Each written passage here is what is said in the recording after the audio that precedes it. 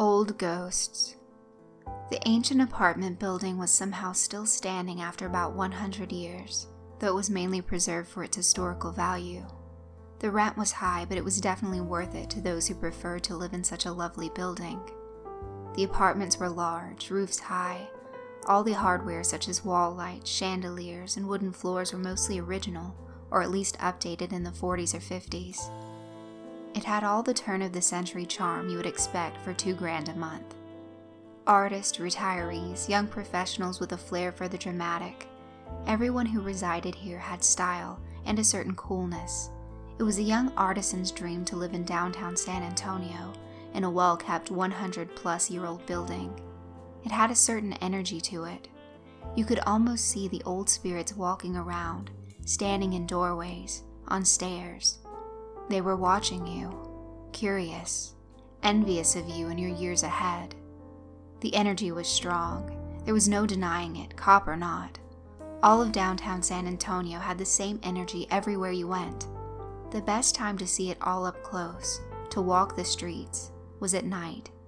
There's just something magical about it all, despite the darkness everywhere. Chris opened the entrance door and was greeted by the warm glow of dim, soft-lit wall lanterns and a rustic staircase just ahead on the right. The manager's office and apartment were on the first floor. The resident apartments began on the second floor. The place was old, like Chris's building, yet it all seemed happier than the riffraff where he lived. His place housed many who were near the end of their rope. Chris expected the cast of cats to come waltzing out in feather boas, prancing around. Michael looked around, admiring all the classic, mostly original aspects of the building. Even a couple of stray cops could appreciate the aesthetic value of the place. "What apartment number again?" Michael asked, looking at Chris, who was standing at his right. 402, Chris answered as he stepped onto the elegant staircase. A loud squeak echoed throughout the building, alerting all tenants that they had visitors on the premises. If you were a resident, you knew the silent spot on the first stair near the railing. Otherwise, it acted as the communal doorbell. "This has got to be weird for you, just a little, right?" Michael asked Chris as they walked up the squeaky stairs. "Yeah, maybe a little. But think of how she'll react when she finds out who I am. Talk about old ghosts," Chris said as he cleared the first staircase. Michael imagined what Chloe Marks looked like. He tried to picture her in that house and Chris as a young deputy walking in, pistol drawn to rescue her. He wondered if she would remember Chris. He probably looked a lot different now. He was older, worn, torn, rode hard and put away wet. Tragedy adds a few years to your looks. Chris was barely 40, but looked 45. He didn't want to worry about combing his hair anymore, so he used a No. 1 setting on his clippers when he buzzed his own hair every week. Short but stylish, like Tyler Durden or Beckham, but darker. Chris always had stubble or a light beard. The wrinkles around the corners of his eyes indicated that he was once a happy man, when he still had that spark. The softer wrinkles in between his eyes on his forehead indicated his sadness in recent years. He was still considered attractive, in a rugged sort of way. Michael, on the other hand, was always dressed to the nines. Short, perfect hair, clean-shaven, handsome, suit and tie, polished dress shoes, size 10.5. Michael stood 5'9", while Chris was much taller. They were quite the odd couple when out and about. Regardless, they somehow clicked. "You know, I'm actually a bit nervous for you, man. This is kind of exciting, like those reunion shows. Too bad there's not a camera crew here to film this," Michael said with a slight laugh. Chris nodded his head as he continued to walk up the second flight of stairs leading up to the third floor. "He's here all week, folks." Michael laughed. "Almost there, old man." "Old? I'll show you old," Michael said as he began to run up the last flight of stairs leading up to the fourth floor. Michael tried to catch up, but Chris, being taller, took longer strides, skipping a few steps in between. Michael's laughter echoed throughout the building. A few tenants on the fourth floor poked their heads out to see what the ruckus was about. Chris called out, reassuring them. "Don't worry, police," he said, trying to keep his laugh inside. Finally, Michael caught up with him on the fourth floor. The tenants returned to their apartments. "You okay?" asked Chris. "Yeah, I'm fine," said Michael, panting lightly. catch your breath and get into character. We don't want her answering the door to a guy panting like a pervert, Chris told Michael. Michael, catching his breath, looked up at Chris laughing. Fuck you, dude. Chris laughed at his comeback. He nodded his head at the first door on the right. 402. That's her. Let's get into character, he said as he lightly backhanded Michael's shoulder and took a few steps over to the old door. Michael followed. They looked at each other, trying not to laugh and trying really hard to get into cop mode. You gonna do the honors? Michael asked. Chris knocked on the door with a loud police knock. They both held their hands clasped in front of them, listening for movement inside. The tiny light in the peephole went dark for a few seconds. Upon seeing this, they reached for their badges and Chris spoke up in his cop voice. Ma'am, San Antonio Police Department. I'm Detective Priest and this is Detective Rodriguez. We'd like a moment of your time. Regarding? A young woman's voice asked from behind the door. Ma'am, are you Chloe Marks, who goes by the screen name Sarah Metal Massacre on ScaryPasta.com? Chris asked. She didn't answer. The sound of the chain lock unhinging from the door followed. The other two locks unlocked as Chris and Michael looked at each other again, ready for anything. A young, attractive, blonde-haired woman opened the door. She was wearing a Queen t-shirt and maroon sweatpants. She was pretty, but looked like she could handle herself if push came to shove. Yeah, that's me. What's this about? She questioned, not recognizing Chris. Ms. Marks, we're currently working on a case that has a connection to the website ScaryPasta.com. We think you may be of some assistance, Chris answered. Chloe strained one eye, focusing on Chris. I know you from somewhere. Chris looked at Michael, who was now trying to hide a smile. Turning back at Chloe, he said, Yes, you do. From Little. I was the much younger deputy at the time who assisted in your rescue. Chloe's eyes widened with a look of shock. Oh my God, I knew it! There was an uncomfortable silence between them. Michael broke the ice. Ms. Marks, may we come in and discuss this in private? Chloe snapped out of it, looking at Michael. Sure, come in. She opened the door fully ajar and stood against the wall, clearing the way for the detectives. Suddenly recalling she had a few clothes laying around, she said, Sorry for the mess. The maid has the day off. Oh, don't even worry about it. You should see my place, Chris said, helping her save face. They made their way into the living room and waited for Chloe to invite them to sit down. Have a seat, guys. Can I get you anything? She asked, trying to play the good hostess. No, thanks. We're good, Chris answered, as he and Michael sat down on the brown leather sofa. Wow, you have to forgive me for my reaction, Detective. It's just that, well, it's strange seeing you again. I mean, you obviously know who I am and have read my story, she asked Chris. Yes, we have, he replied. I'm not in trouble for writing it, am I? I mean, I changed the names of everyone involved. Chloe was apprehensive. Michael answered before Chris could open his mouth. No, not at all. Like you said earlier, we're working on a case that's related to ScaryPasta.com. What does this have to do with me? Chloe asked them. The reason why we're here, rehashing old memories, is because there was a murder a few days ago in the King William district. It's been on the news. Male, age 68, murdered in his living room? Chris asked, inquiring if she knew about it yet. Chloe, now with a suspicious look, said, Yeah? Well, what we didn't release to the public is that the victim's eyes were removed, placed into his mouth. His throat was slashed and he was holding a lemon. And a link to ScaryPasta.com was carved into his forearm. It was the story of him holding a lemon, Chris explained. Wow, that's crazy. You don't think I had something to do with this, do you? Chloe asked with a concerned look. No, we need assistance from someone local who knows the Scary Pasta world. As a consultant, if you will. You will get paid for your time. We can get a court order excusing you from work.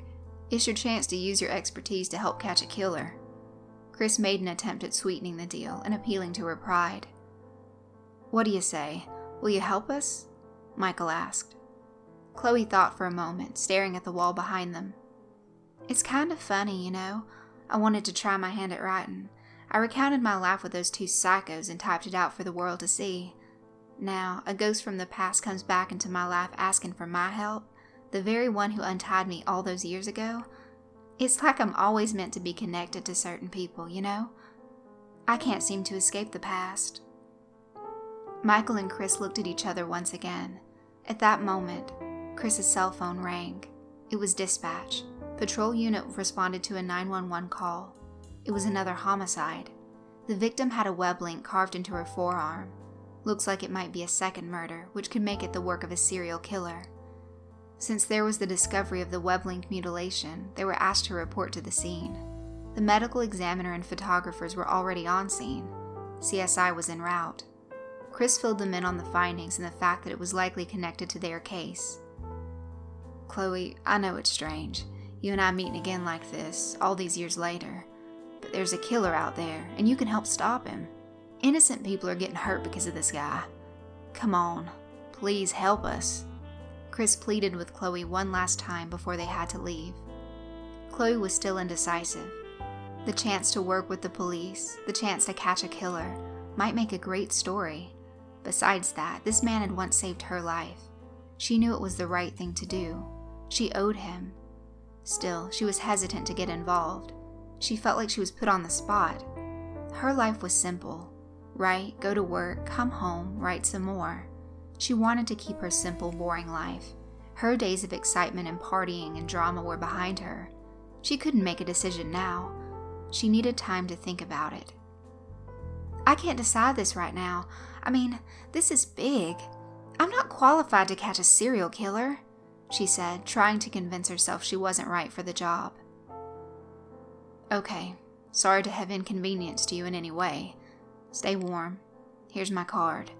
Call me if you change your mind. Have a good night, Sarah. Chris called her by the name she went by so many years ago when he saved her life. He was laying on the guilt something thick. Michael opened the door and waited for Chris to follow. Chris, we gotta go, man. She's not gonna help us. This was just a big waste of time, he said, shaking his head. Chris turned around and made his way towards the door, disappointed. As he exited the door, Michael gave one final look of disappointment to Chloe before following Chris. He didn't even have to speak. His look said, "Shame on you, you ungrateful little shit." Chloe shut the door behind them slowly. Michael spoke a few comforting words to Chris. Sorry, man. You tried. No chick flick moments for them. Chloe's help could have been tremendous. She could have provided them with some great insight on the killer's methods, his reasoning, his way of thinking. Together, they could have even predicted his next move, maybe even stopped him from taking another life. Now there's been another needless death. This city was definitely going to hell in a handbasket. I tried. Some people are just born victims, I guess. Oh well, screw it, Chris said. We got shit to do. Chris and Michael made their way back down the stairs, walking the whole way down, one floor at a time. This time there would be no race to the finish. The dead weren't going anywhere. Don't know about you, Mikey, but at the end of the night, I'm getting good and drunk, Chris said as they neared the first floor, side by side. I don't know. Maybe after we leave the crime scene, that may not be a bad idea. Been a while, Michael said as they walked to the main door. Chris opened the door to a freezing Arctic blast of snowy wind. He squinted his eyes as it stung his face. God damn! Chris shouted as he looked back to see Michael squinting as well. Michael closed the door to the warmth of the lobby. Why do we have to work on a night like this? Michael shouted. For the coffee and donuts? Chris joked. They both walked, hands in their pockets, headed towards Miss Sunshine, whom they parked curbside in front of the apartment building. Michael waited at the passenger side for Chris, who was walking over to the driver's side. Cold enough for you, Broheen? Chris asked Michael as he prolonged unlocking the car doors. Chris, unlock the door, man! I'm freezing my nuts off out here, Michael yelled at Chris. You know, I remember the winter of '85. It snowed that day too. Chris said with a smirk, prolonging even further. Come on, man, Michael yelled.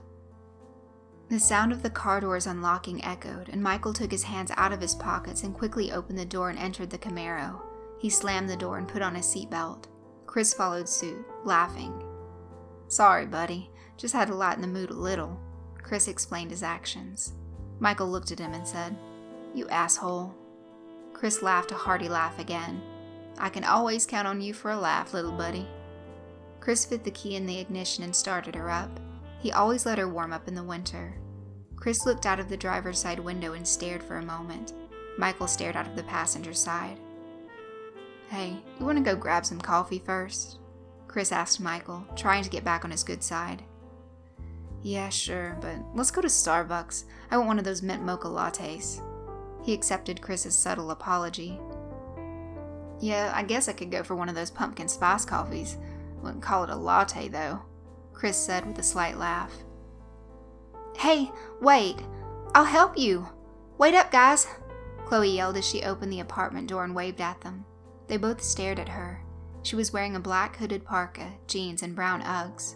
She closed the door behind her and tried to run down the steps carefully while holding onto the railing.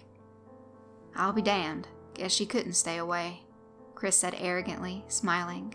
As Chloe made her way over to the Camaro, Michael opened the door and exited, standing up behind the car door. "Are you sure you want to get involved? It won't be pretty," Michael warned her one last time. No turning back now. It was do or die. She would never get another chance like this again, and she knew it. "I'm sure," she yelled. Michael stepped out of the way and opened the door, pulling his seat forward so she could climb in the back. "Get in. We gotta go." Chloe climbed her way to the back seat behind Michael. It was cramped. If you've ever been in the back of a Camaro, you get it. "I want to help," she told Chris as she settled in. Michael sat back down in the car and slammed the heavy door. Chris was glad. With Chloe's help, this investigation will likely be a bit easier now. "Okay, you stay with us. Don't speak unless spoken to, and don't touch anything. If we find something of significance, we'll tell you," he explained. "Shut up and stay out of the way, but stay with you guys." "Got it," Chloe assured them. "Get it, got it, good. Let's go," said Michael, eager to get to the crime scene, forgetting about Starbucks. With that, they departed for the crime scene at the edge of downtown, this time on the poor side of the tracks. It wasn't too far from Chloe's elegant abode.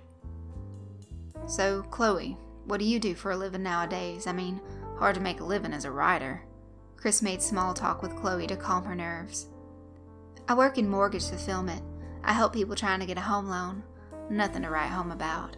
It pays well, but as you may know by now, writing is my true passion now. I never knew I'd be good at it. It's actually pretty easy for me," she said, finally relaxing in the back seat. "That's good. Never had the patience for writing myself. We write a lot of reports. They have to be perfect for the D.A. when they're used in court. A lot of editing, descriptive details. I do enough of that shit already," Chris said, trying to justify why he never got around to writing. "But you see, that's precisely what you are doing. You are writing. I mean, with all of what you've seen, you could write several novels. Just take bits and pieces from cases and jumble it all together. Boom. You have the makings of a novel. You should try it sometime. I'm sure it could also be therapeutic for one who's seen what you have." Chloe went on about writing, trying to convince Chris he had everything he needed to write. "How about you? I heard you married Sheriff Allen's daughter," Chloe asked, shifting the focus on Chris. Chris was silent as he drove slowly through the snow. He looked at her in the rearview mirror. Michael looked at Chris, unsure of what was going to be said next, unsure if he should say anything. Chris took a deep breath and exhaled. "Yeah, we got married. We even had a son," Chris answered Chloe, looking ahead at the road. "Oh, sorry. You guys divorced?" Chloe asked, sensing some sort of underlining issue there, unaware of the awful truth. "Something like that," Chris answered her, still keeping his focus on the road. Michael looked out the window, biting his tongue. He knew Chris could handle it, though. "Sorry," Chloe said in a hushed tone as she looked away from Chris and looked out of her window at the snow and the warm, glowing streetlights. The memories from so long ago came flooding back. She was so young and naive. She had been taught that the world was an evil place. Those scumbags were now on the ground somewhere, but their ghosts seemed to haunt her still. She recalled suffering many cruel and unusual punishments at the hands of the fiends posing as her parents. In time, she became numb to it all. The only time she ever felt anything was the rare occasion she got to see much, less talk to, other people. Those two crazy kids, Joey and Jason, had changed that for her though. They had been her only real friends up to that point. She still kept in touch with Jason, but that's another story. The car was silent except for the reports on the police radio. Chloe thought it was cool to listen to. Upon studying Chris, he had indeed aged. He was still good looking, but he was no longer that fresh-faced, young 20-something-year-old. Life had caught up to him. She looked down at the empty seat on her left. There was an empty bottle of Jim Beam whiskey lying all alone, used up, dried up, a temporary vice to kill the pain. In that instant, she felt sorry for him, just like everyone else. She realized now that his domestic life was likely a big part of the reason for his downward spiral. So he's an alcoholic. Looks like his troubles run deeper than I thought, she said inside her head. Upon studying Michael, she noticed a wedding ring. Michael was obviously younger and cute, like a family man. Wife, a few kids, a whole white picket fence American dream. He was clean-cut, well-dressed, and seemed more put together than Chris, who was likely his mentor. So we got the older, hard-edged, experienced, tortured, brooding detective and the young, modern, progressive, less experienced, trying to make a name for himself who will likely become chief one day detective. How cliche is that? Chloe thought. So, you guys been working together long? She asked. Too long if you ask me, Michael answered before Chris could speak a single word. He turned to Chris and looked at him with a slight smirk. Chris turned and looked right back at Michael with that same expression. Well, I've been babysitting old Mijo here for about 2 years now, and he loves every minute of it. The rapport between them made Chloe smile. She was seeing a side of the police she had never seen before. She could tell there was a respect between them. They may joke around and act like they can't stand each other, but you knew it was just an act. It's how they were. They were more like siblings. Chloe remembered Chris as that young deputy and the sheriff, his mentor. She thought about how life really does move on, even after you die. Life and people will always move on. So, Chloe, can you recall what Chris here looked like as a young buck? I'll bet he had more hair then. Was he always this ugly? Michael asked her as he looked over at Chris. He's not ugly, he's handsome. And yeah, he had a little more hair then. He looked happier though, Chloe said, looking at Michael. Chris shot Michael a, there you go, look. And you, Chloe, you've grown up to be quite the looker yourself, Chris repaid the compliment to Chloe. She really was beautiful. She just didn't doll herself up like all the hoochies out there. His eyes caught a glimpse at Chloe's in the rearview mirror. He quickly looked away, remembering his dead wife and son. This is kind of funny, Chloe said. What's kind of funny? Michael asked. Chloe explained the reason for her amusement. Well, the fact that we're headed to a crime scene, a murder at that, and you guys are joking around like it's nothing. I guess I figured you guys would be all serious and brooding, preparing yourselves mentally for it or something. The detectives looked at each other. Chris attempted to rationalize. You have to have a sense of humor in our line of work. All the ugliness we see, you'd go crazy if you didn't. You know you've been on the job too long when you're standing in front of a house still on fire, and one of you asks, anyone bring marshmallows? The snow continued to fall. Chris was beginning to wonder if reaching out to Chloe was a mistake. She was an old ghost from his past, and he had enough of those already. Certainly she could be of some help on the case. Or was it something more which compelled him to enlist her help? They were now turning right on North St. Mary Street, a block which housed not so well-to-do working-class families. St. Mary's Catholic Church rested at the end of the block. It served as a beacon of hope for those lost souls working themselves to death in the snowy city on fire. Houses were close together like any downtown street. Apartment buildings, much like the Camino Real apartments where Chris drank his demons away and slept most of the time. Living room windows were glowing. Some still had their Christmas lights up on the outside eaves. There were more clunkers than new cars nestled curbside on both sides of the street. Each and every one was covered in ice and snow. In this neighborhood, everyone looked out for each other. If they needed help, neighbors were there to help. There was a sense of community on this block, unlike many of the other surrounding blocks. Really, it all depends on the caliber of people you have around you. The gangs and other scumbags tend to stay away from North St. Mary's. Tonight, though, the first sight you would see were police lights, ambulance, and photographers and other officials littering the city block. The entire neighborhood was out in front of Mrs. Vera Lopez's house. They were concerned that one of their own had perhaps fallen victim to a horrible crime, the very thing they had tried so hard to prevent in their neighborhood. Mrs. Vera Lopez was a widow, drawing on her late husband's Social Security. She had 3 children, 5 grandchildren, and 2 great-grandchildren. She was homebound due to a number of medical conditions such as diabetes, congestive heart failure, and emphysema. She needed oxygen and a smorgasbord of pills to survive daily. She was always friendly to everyone in the neighborhood and never had anything bad to say about anybody. Chris had placed his red flashing light on his dashboard and pressed the single siren button, catching the attention of everyone. People began to clear the way for the black muscle car. Chris would need to find a spot somewhere down the street to park Miss Sunshine. A uniformed officer waved them down in front of Mrs. Lopez's house. The front of the house was taped off, and the medical examiner was standing in the doorway, looking at everything, yet seeing nothing. What had he seen to put him in such a state? Michael rolled down the window to greet the officer curbside. They would have to shout a little over the loud engine of the Camaro. "How's it going, Ray?" Michael asked his buddy from when he was on the beat. "Mike, Chris, it's going." Ray shook his head. His face told of how sick and disappointed in humanity he was at the moment. They both understood that look, that feeling. That's why they did what they did. "You can park over there by the church, fellas," Ray said as he pointed down the street. Michael looked at him and said, "Thanks, Ray." He rolled up the window as Chris began moving the car forward slowly again. "I can't believe she's gone. I just don't get it. She never hurt anybody. She was so nice," said a woman in a white parka, speaking to a woman standing next to her in a purple wool coat. They were both sniffing and wiping their tears. Obviously, they knew Mrs. Lopez. "How can something like this happen here?"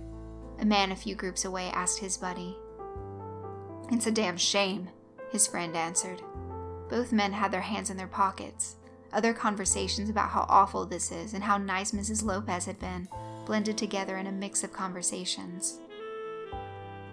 Chris found an open area in front of the church and parked, leaving the police light flashing on the dash. He turned off the engine and turned back to address Chloe. "Okay, remember what I said. Be quiet, stay close, but don't get in the way. And don't touch anything." Chloe finished his sentence, confirming her understanding. Michael turned back and said, "Relax, just stay close." They all made their way out of the warmth of the car into the cold, freezing night air, walking on the snow-covered sidewalk towards Mrs. Lopez's house. The crunch of their shoes breaking through the newly fallen snow was amusing to Chloe, as she had never seen snow in person prior to this year. She kept this thought to herself now. She wanted to look like one of them. Cool, calm, collected. Chris led the way as Michael tried to keep up. Chloe walked steadily behind Michael, observing the chaos. She tried to soak it all in so that she could recall it later when she wrote about it. The flashing red and blue lights took her back to that night so long ago. She had let all that go, however. Maybe it was the emotions, like electricity in the air, or the fact that she was about to see a dead body. She noticed the look of shock on the medical examiner's pale face as he stared out from the porch. Maybe the body was torn to shreds, or something worse. The 3 of them entered the front yard and made their way up the short sidewalk. Chris's eyes met with the medical examiner. He continued up the porch where Tony stood. "Tony, you okay, buddy?" Chris asked as he neared closer. "No, I'm not, Chris. Vic is someone I know. Vera Lopez, 75, widowed. She, was stabbed and her eyes removed and placed in her mouth.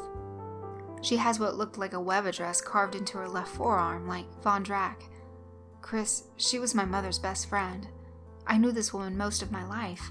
She was like an aunt to me," Tony said, shaking his head, sniffling and wiping the tears away from his eyes. I'm just glad my mother isn't around for me to have to tell her the bad news.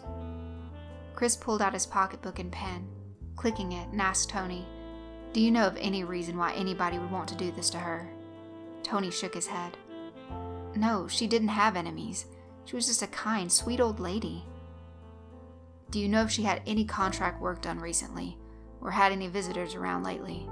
Chris asked. Tony shook his head, still trying to wrap his head around it all. "No, I don't know. Both questions, no." Chris looked at Michael, putting away his pocketbook and pen. "I'm sorry for your loss, buddy," Chris consoled him, slowly patting him on the shoulder. Tony looked up at Chris dead square in the eye. "Just find out who did this, Chris. Please." Chris nodded and said, "We're gonna. Go ahead and go in now." Tony nodded his head as if giving permission like a relative would. Chris walked up the steps. Michael patted Tony on the arm as he followed Chris. Chloe gave Tony a sympathetic half smile and followed Michael into the house. As the trio entered the small house, there was chaos. CSI was around taking pictures and collecting samples, and uniformed officers were posted near the entrance and around the house. The living room was ahead on the right. Mrs. Lopez was in her bedroom on the left, lying on her queen-size bed. As they carefully walked past the officers and CSI people, the first thing they saw was a message, written out on the right side wall in blood. It read, "Now you sleep." Chloe's eyes fixed on the message. She instantly knew what this was. They walked past the blood-riddled wall and saw Mrs. Lopez lying on her bed in a blood-soaked robe. Holes in her gown from the stabbing were concentrated around her chest. Defensive wounds covered her hands. Blood surrounded her empty eye sockets. Her mouth was slightly open, exposing her eyes inside. She had not bitten down on her eyes, as they were placed into her mouth post-mortem. Her left robe sleeve was neatly rolled up, exposing the web link carved into her forearm. Chloe's eyes widened as she covered her mouth, trying not to scream. She spoke a muffled, "Oh my God," and closed her eyes, looking away. She ran outside to vomit. Chris and Michael looked at each other. Michael immediately took 2 pictures of her arm, while Chris looked around the room and studied Mrs. Lopez's lifeless corpse.